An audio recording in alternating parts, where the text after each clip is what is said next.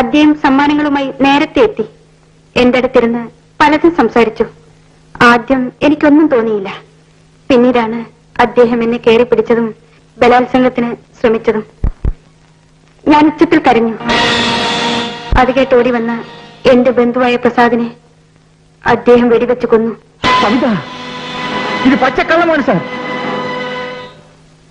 My lord, I want to cross examine. Proceed.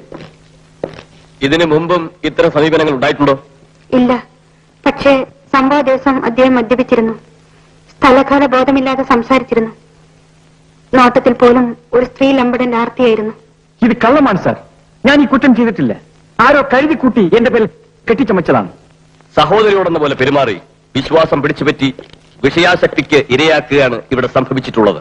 ഈ പ്രതി വിശ്വാസവഞ്ചന, ബലാത്സംഗ ശ്രമം, കൊലപാതകം എന്നീ 3 കുറ്റങ്ങൾക്ക് ശിക്ഷാർഹനാണ്.